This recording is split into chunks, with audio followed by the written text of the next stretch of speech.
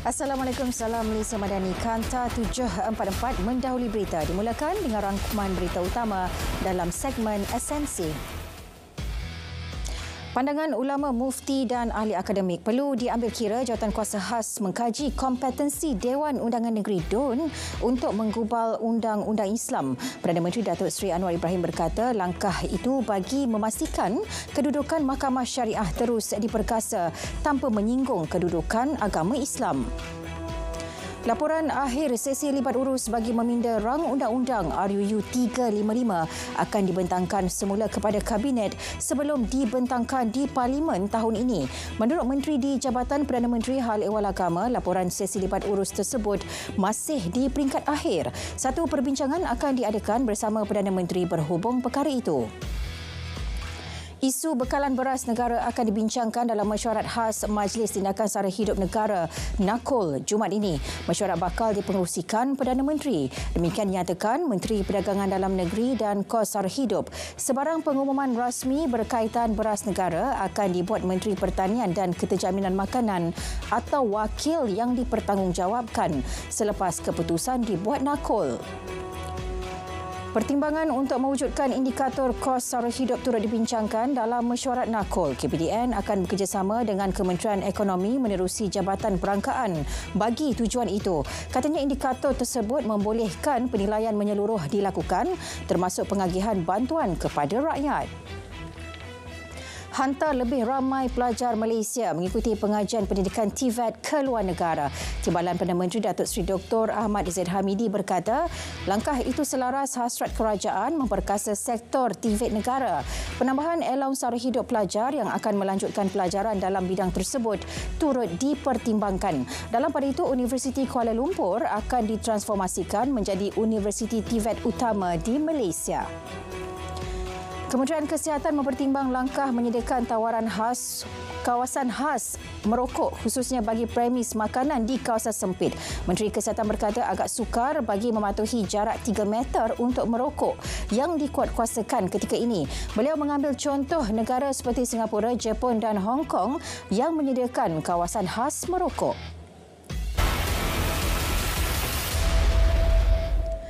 Buka penempatan haram. Lebih 300 warga asing dikesan membuka sebuah perkampungan kecil di Setia Alam, Selangor.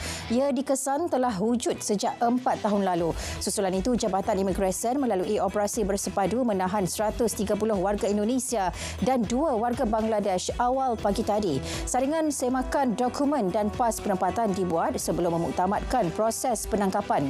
Timbalan Ketua Pengarah Operasi berkata tindakan dibuat susulan aduan awam. Terlibat kesalahan pelesenan aktiviti hiburan, kesalahan imigresen dan penyalahgunaan dadah. Polis menahan 184 individu termasuk 162 warga asing di Johor awal pagi tadi. Ketua Polis Johor berkata kesemua mereka berumur 21 hingga 64 tahun ditahan menerusi operasi Noda Khas dan Op Hibur. 32 warga asing serta 16 warga tempatan turut didapati positif metafetamin.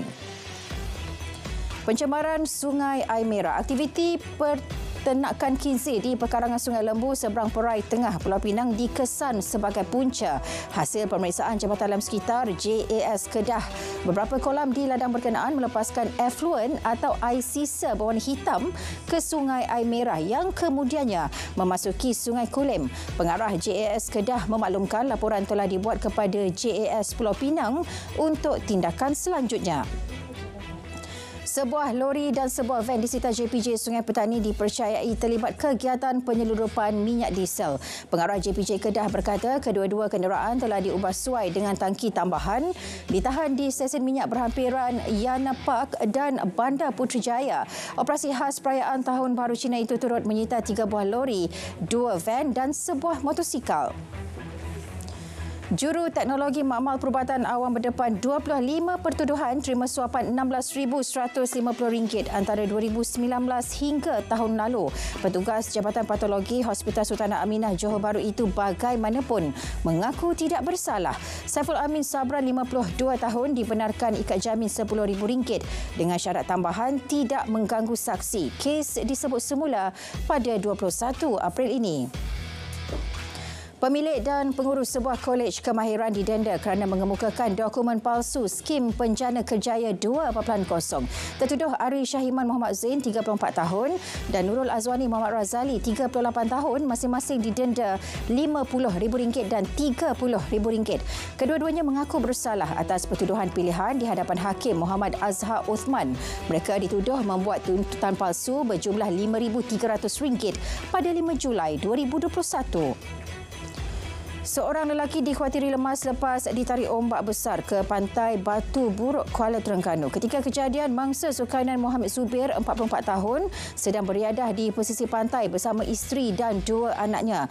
Pegawai Komando Operasi Balai Bomba dan Penyelamat Kuala Terengganu berkata, operasi mencari dan menyelamat mangsa sedang giat dijalankan dalam radius 20 meter dari kawasan pesisir pantai dan tertumpu di permukaan air. Ketua Polis Negara meluangkan masa bertemu 70 pengadu yang pernah membuat laporan polis di IPD Kubang Pasu Kedah. Kebanyakannya melibatkan aduan berkaitan kes jenayah, narkotik, komersial dan trafik. Ia bagi mengenal pasti permasalahan yang dihadapi pengadu semasa siasatan dijalankan.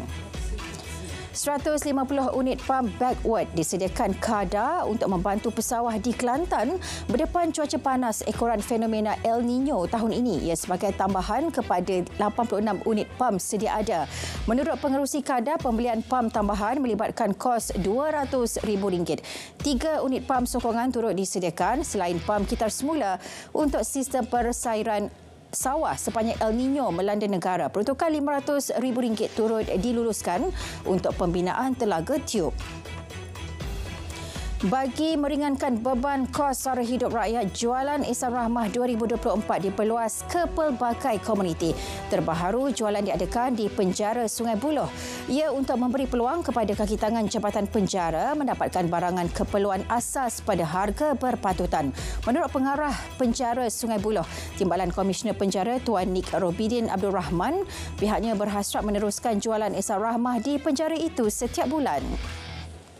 Sempena cuti sekolah kali ini, Masjid Nurul Hamim, Kampung Kecuh Kangar menganjurkan Hari Keluarga. Program disertai lebih 400 komuniti setempat. Antara pengisiannya solat berjemaah, kenduri, khatam Al-Quran dan pertandingan azan.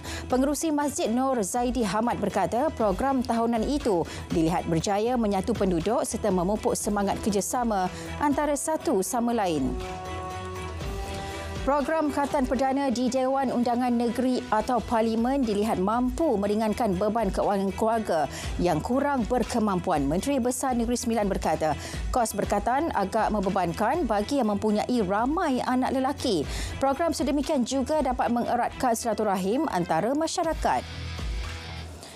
Sementara itu, seramai 100 kanak-kanak berusia 7 tahun hingga 12 tahun menyertai program berkatan beramai-ramai di KPJ Pahang Specialist Hospital Kuantan hari ini. Daripada jumlah itu, 52 peserta terdiri daripada anak-anak komuniti asnaf, gelandangan dan rentan yang tidak dikenakan sebarang bayaran. Program itu dimeriahkan perarakan peserta yang diiringi paluan kompang serta diikuti dengan aktiviti bersiram oleh pihak bomba.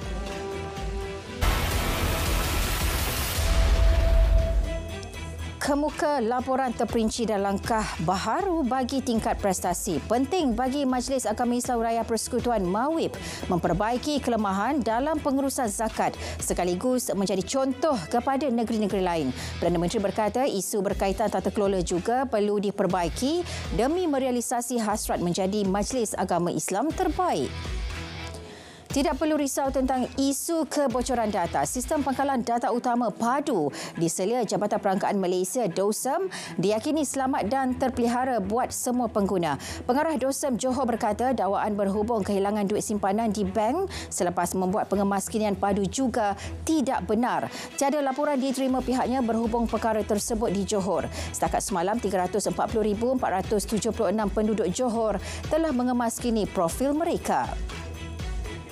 Beras putih tempatan yang diedarkan Fama hanya akan dijual di Pasar Tani bermula hari ini. Exko Kemajuan Desa, Pertanian dan Keterjaminan Makanan Melaka berkata, ia bagi memastikan semua lapisan masyarakat mendapat bekalan beras putih tempatan secara adil. Fama Melaka menerima 6,000 kampit beras putih tempatan sebulan dan jumlah itu mencukupi untuk menampung keperluan penduduk Melaka. Musim panas dan kering yang melanda Kedah tidak menjejaskan tanaman padi mada setakat ini. Prestasi kemajuan tanaman padi musim 2 2023 sehingga hari ini mencatatkan aktiviti tanam 99.3%, manakala peringkat berbunga 80.3%, padi masak 38% dan 12.1% padi telah dituai, melibatkan kawasan seluas 12,208 hektar. Jumlah takungan ketiga-tiga empangan juga berada pada paras selesa dan mencukupi. Johor menyumbang 29.7% kadar sadar diri SSR Chili negara. Perkara itu dinyatakan Exco Pertanian, Industri Asas Tani dan Luar Bandar Johor, Datuk Zahari Sarip. Jelasnya projek fertigasi Chili Majlis Pembangunan Wilayah Ekonomi Pantai Timur ECERDC di Segamad berpotensi membantu meningkatkan pengeluaran Chili, seterusnya mengurangkan kebergantungan terhadap Chili import. Program tersebut yang menelan kos RM450,000 melibatkan tanah seluas 5 ekar dan 20,000 pokok yang mampu menghasilkan 40 tan Chili. Lembaga Pembangunan Langkawi LADA akan bekerjasama dengan syarikat penerbangan bagi meningkatkan penerbangan ke pulau itu. Menurut Ketua Pegawai Eksekutifnya, ia juga bagi mempertingkat pelancongan mesyuarat, insentif, konvensyen dan pameran. LADA juga mempromosi tarikan terbaharunya Eagle's Nest Skywalk di Langkawi Skycap yang dijangka dibuka kepada pengunjung hujung bulan ini. LADA mengunjurkan 950,000 pengunjung ke Langkawi Skycap tahun ini. TNB dinobat sebagai organisasi korporat paling dipercayai di Malaysia. Kaji selidik firma penyelidikan pasaran Ipsos yang Berhad menunjukkan syarikat utiliti itu mengatasi 100 jenama lain. Presiden dan Ketua Pegawai Eksekutif TNB menyifatkan kepercayaan dan keyakinan yang dinilai sebagai cerminan budaya kerja seluruh warganya. TNB berharap dapat menawarkan penyelesaian tenaga boleh baharu kepada pelanggannya. Majlis Keselamatan PBB perlu mengadakan undian mengenai resolusi gencatan senjata di Gaza yang dikemukakan Algeria minggu depan. Ia di sebalik kemungkinan resolusi tersebut diveto Amerika Syarikat sekali lagi. Algeria merangka draft baharu selepas Mahkamah Keadilan Antarabangsa ICJ memutuskan Israel harus mengambil langkah perlu menghalang pembunuhan beramai-ramai di Gaza. Draft menuntut gencatan senjata kemanusiaan segera dan perlu dihormati semua pihak. Selain menolak pemindahan secara paksa penduduk awam Palestin serta pembebasan segera tanpa syarat semua tebusan. Mesir bertegas menolak sebarang penempatan warga Palestin ke negara itu. Pendirian itu dibuat Presidennya Abdel Fattah al-Sisi dalam satu kenyataan yang dikeluarkan pejabatnya pada Sabtu. Terdahulu, Menteri Luar Mesir Sameh Shoukry turut menegaskan perkara sama kepada media semasa persidangan keselamatan Munich, Jerman. Media Amerika Syarikat dan Badan Pemantau Hak Asasi Mesir sebelum ini mendakwa kem penempatan sedang dibina di Sinai untuk menerima penduduk Gaza. Kumpulan Houthi yang berpengkalan di Yaman mengaku mendalangi serangan terhadap kapal dagang Denmark MT Pelax pada Jumaat. Menurut Markas Pemerintah Pusat Amerika Syarikat CENTCOM, sekurang-kurangnya 4 peluru berpandu anti kapal dilancarkan dari kawasan yang dikuasai Houthi ke Laut Merah selama beberapa jam. 3 daripadanya menyasarkan kapal MT Pelax. Bagaimanapun, tiada kecederaan atau kerosakan dilaporkan.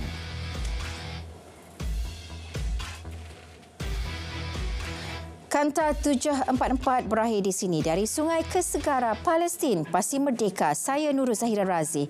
Malaysia Madani, tekad perpaduan, penuhi harapan. Assalamualaikum.